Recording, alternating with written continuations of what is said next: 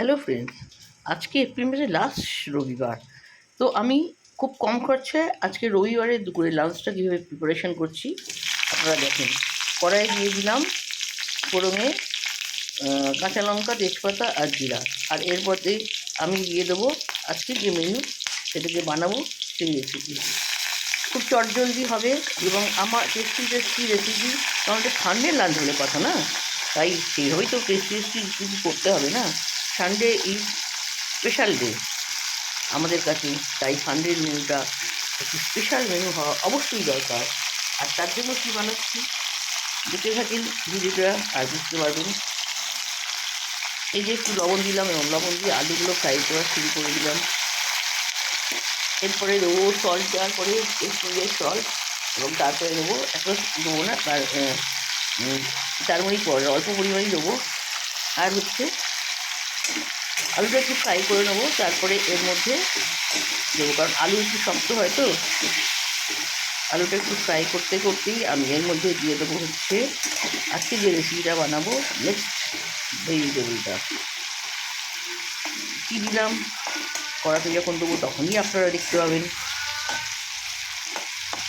তাহলে এখন দিচ্ছি যে সবজিটা বানাবো সেই সবজিটা মধ্যে কী কী লাগবে, যে আজকের লাঞ্চ রেসিপিতে যে মেনুটা বানাবো তাতে যা যা লাগবে সেই সবজিটা।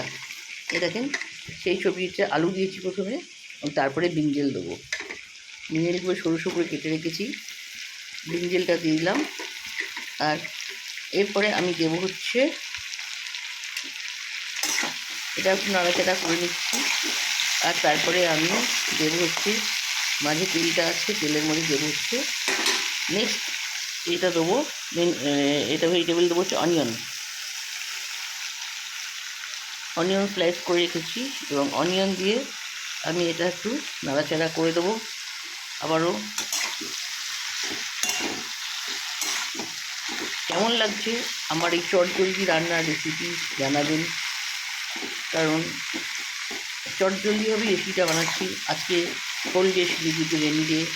এবং এরপরে দিয়ে দেবো আমি হচ্ছে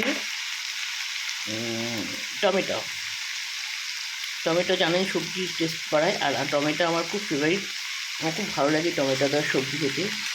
টমেটো দিয়ে দিলাম, সল্ট আর জিঞ্জার তো দিয়েই দিয়েছি। এবার হচ্ছে এর মধ্যে দেবো হচ্ছে গার্লিক পেস্ট তো আমি একবার রেডি করে রাখি, বেশি করে আপনাদের বলেছি আগেই, কারণ গার্লিক পেস্ট তো প্রায় বেশিরভাগ রান্নাতেই লাগে। অল্প করেই দেবো, রান্নাটা যেহেতু অল্পই আজকে দেখতেই পাচ্ছেন।